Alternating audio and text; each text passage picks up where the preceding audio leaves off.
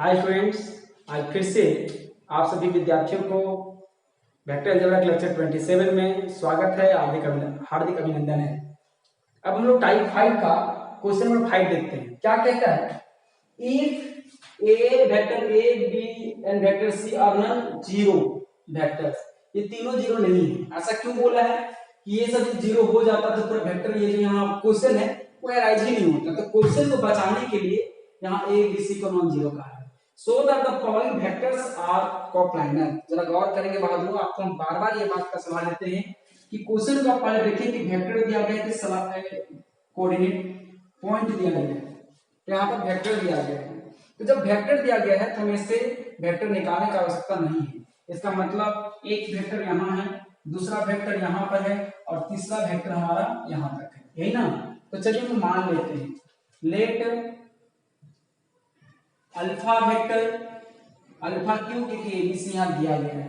तो क्या है, 2a minus 3b plus 4c।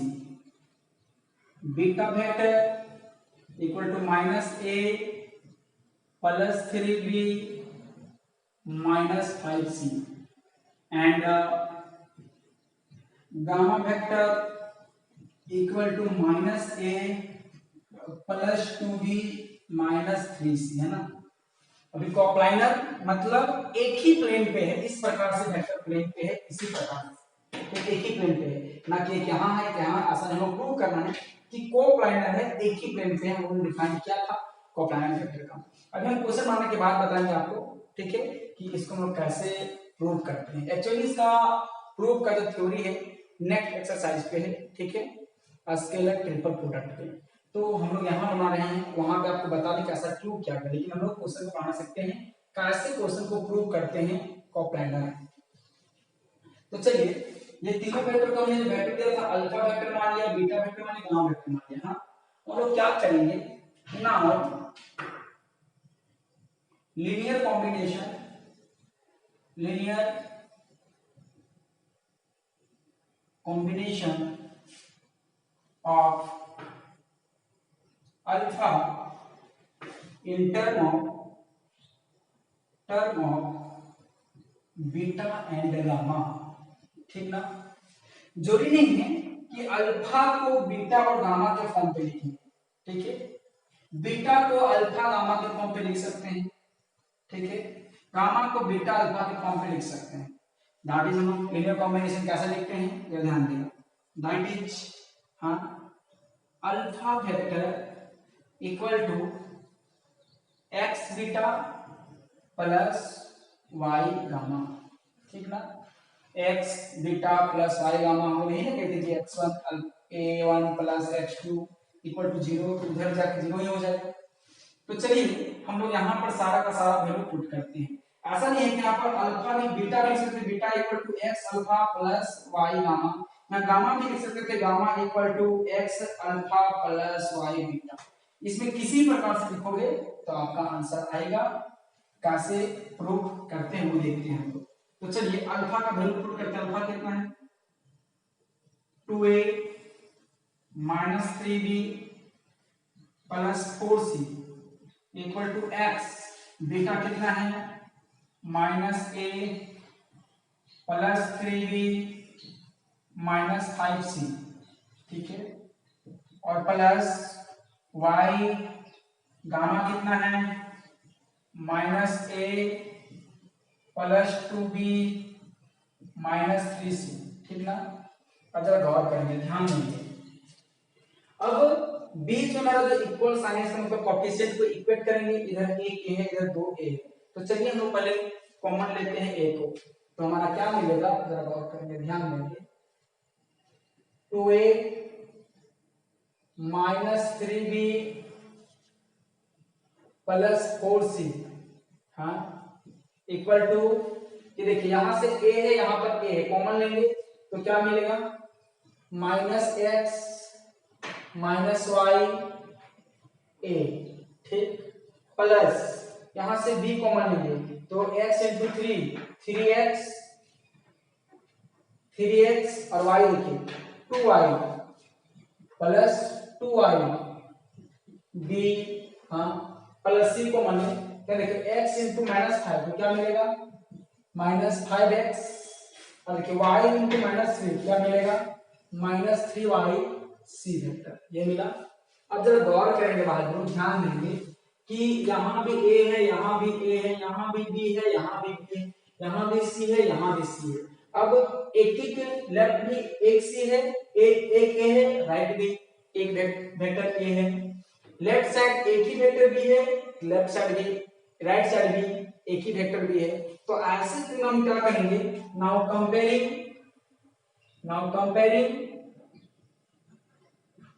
comparing coefficient of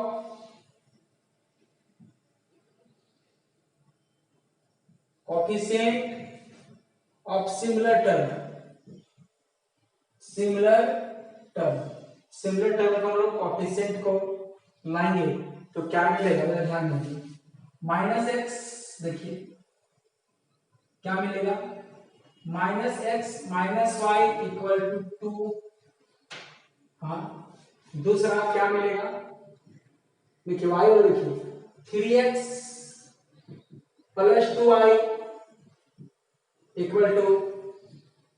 -3 and यहां पर क्या मिलेगा -5x -3y = 4। क्या क्या दिया है जरा गौर करेंगे इसको इसके साथ और इसको इसके साथ कंपेयर किया गया है कोएफिशिएंट सिमिलर टर्म को। अब थोड़ा सा इक्वेशन को थोड़ा अरेंज कर लें तो क्या होगा x + y = -2 इक्वेशन 1।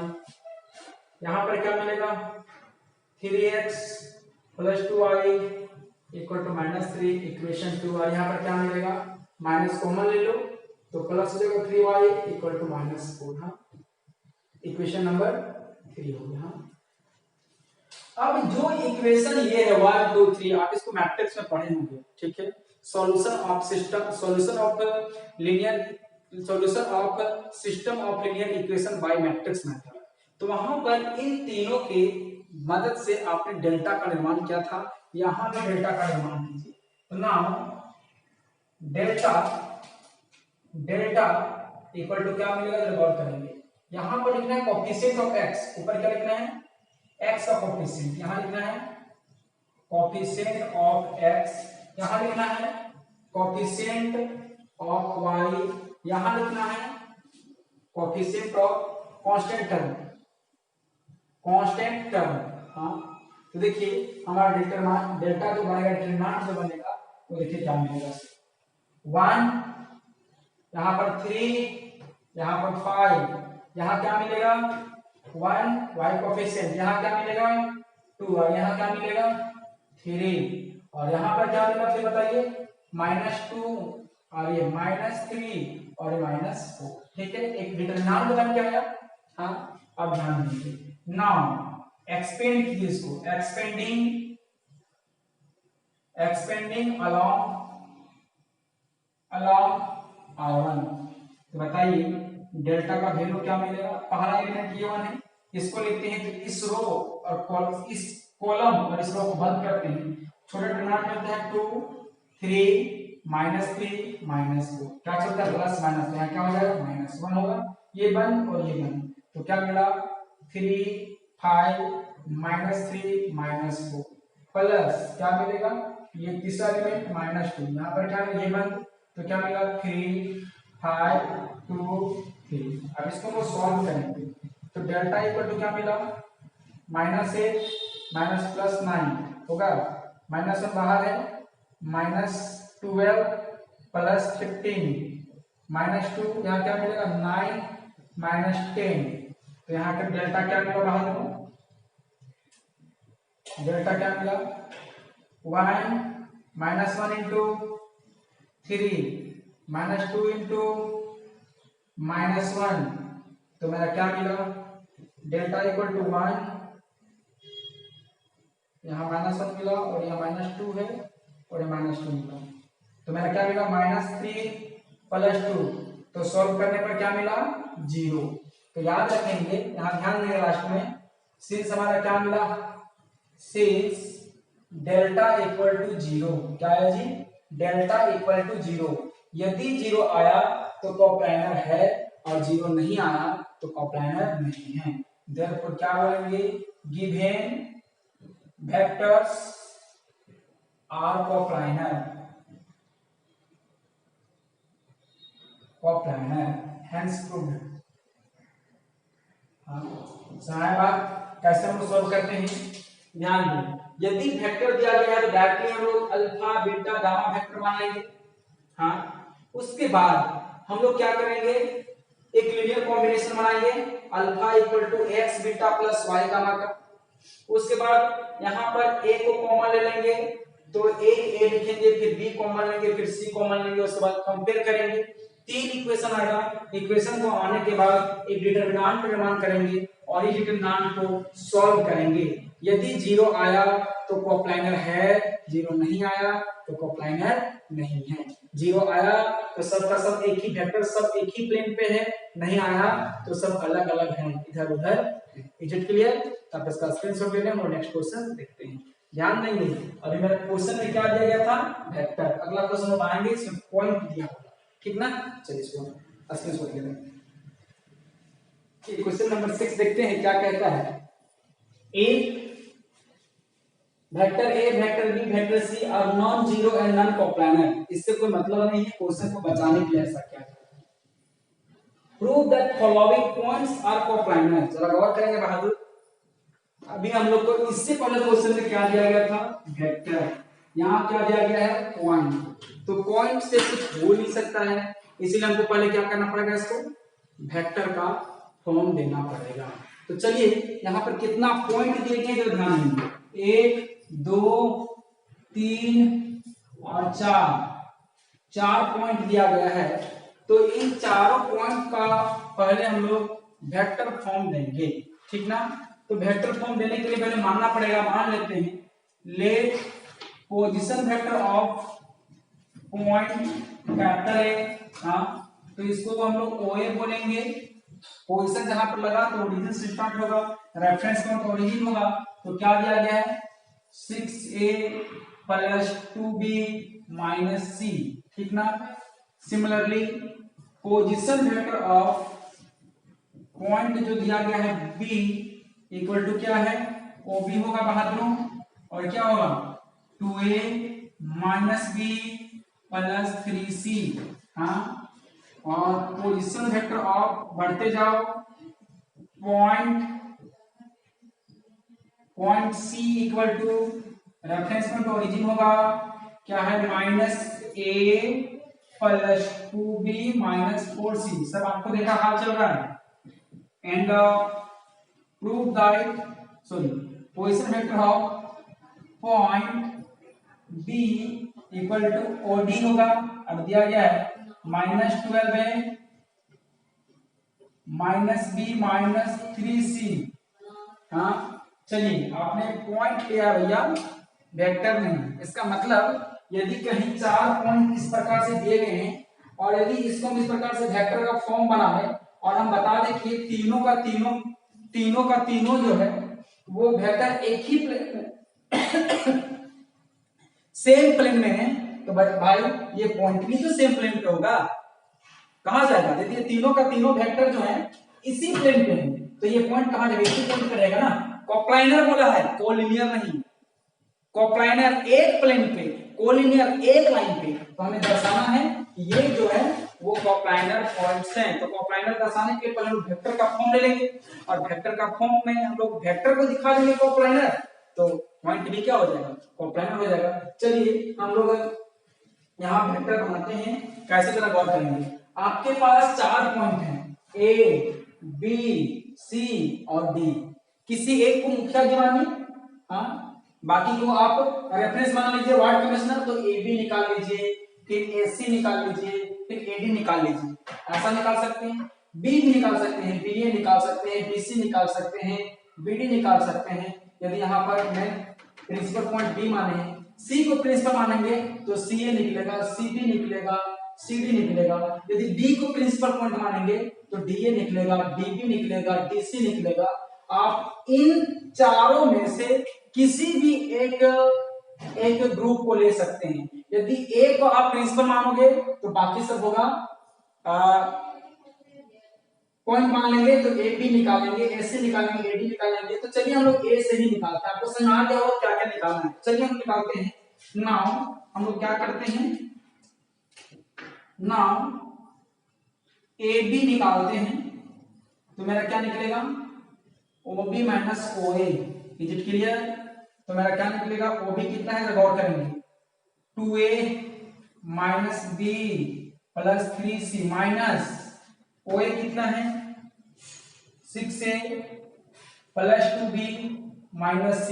चलिए हम यहाँ सब्ट्रैक्ट करेंगे, तो सब्ट्रैक्ट करने के बाद क्या मिलेगा वहां पर जरा ध्यान देंगे, 2a माइनस 6a तो minus 4a minus b minus 2b minus 3b plus 3c plus c तो प्लस 4c आएगा। ठीक है, अब यहाँ ए बी जो एक वेक्टर है इसको मैंने अल्फा मान लिया। हमने अल्फा इसीलिए मान लिया ताकि अभी जो पिछला क्वेश्चन बनाया गया है उसके हिसाब से बनाएंगे तो आपको समझना आसान होगा। सिमिलरली हम लोग क्या निकालेंगे, बाहर ए बी निकालें, दूसरा पॉइंट निकालेंगे एसी, ए बी एसी निकाल लीजिए। तो एसी क्या होगा, ओसी माइनस ओ बी, तो sorry OC minus O A. तो बताइए ओसी मेरा कितना है, minus A plus 2b minus 4c minus O A कितना है 6a plus 2b minus c।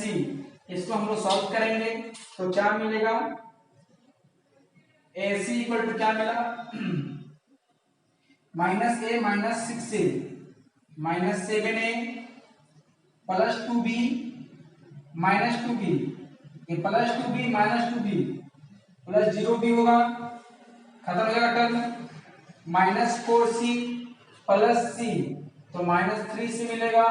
और इसको हम लोगों ने क्या बोल दिया, एक अल्फा है तो दूसरे को हमने क्या बोल दिया, बीटा वेक्टर से। हाँ, उसी प्रकार से हम लोग तीसरा निकाल लेते हैं। ए से बी निकल चुका है, ए से सी निकल चुका है और ए से बी निकालेंगे एंड हम लोग एडी निकालेंगे बहादुरों, तो क्या होगा ओडी माइनस ओ ए। तो चलिए ओडी का वैल्यू कितना है, माइनस 12 है, हाँ, minus B minus 3c minus A कितना है 6a plus 2b minus c। अब इसको हम लोग सिंप्लीफाई करेंगे, तो सिंप्लीफाई करने के बाद क्या आएगा बहादुरों, जरा ध्यान दीजिए, माइनस 12a माइनस 6a तो माइनस 18a और minus b minus 2b minus 3b और माइनस 3c प्लस c तो माइनस 2c। अब अल्फा बीटा इसको हम गामा मान लेते हैं, गामा वेक्टर मान लेते हैं c। अब हमारा जो क्वेश्चन है 5 के जैसा रिमूव कर गया, 5 में ट्रांसफर हो गया, अल्फा माने थे, बीटा माने थे और गामा माने थे। इतना अल्फा बीटा गामा मानने के बाद हम लोग क्या करते हैं, उसको हम लोग लीनियर कॉम्बिनेशन लिखते हैं। तो चलिए हम लीनियर कॉम्बिनेशन लिखते हैं। नाउ लीनियर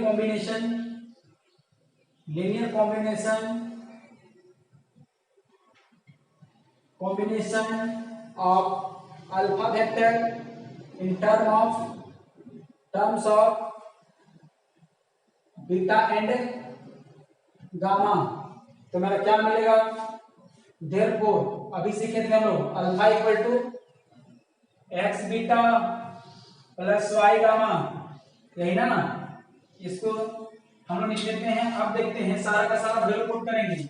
अल्फा का वैल्यू किधर है, इधर है, तो अल्फा क्या बोलिए, minus 4a minus 3b plus 4c equal to x into beta, beta कितना है उधर है minus 7a plus 0b minus 3c plus y into gamma vector इधर है minus 18a minus 3b minus 2c।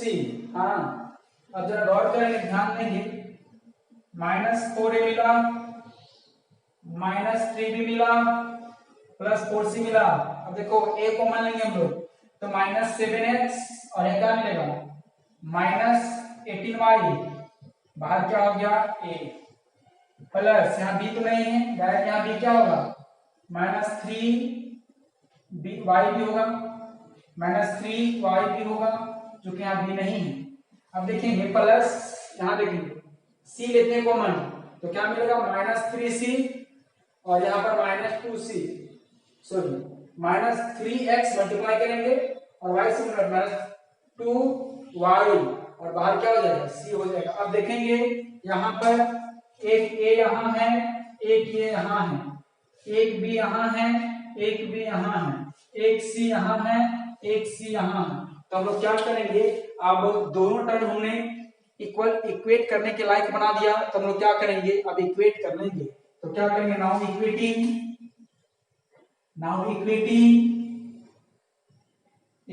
The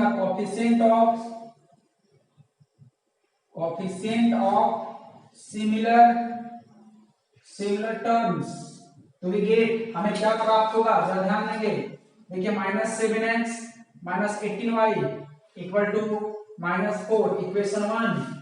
उसी प्रकार बोलिए क्या मिलेगा -3y इक्वल टू -3 होगा।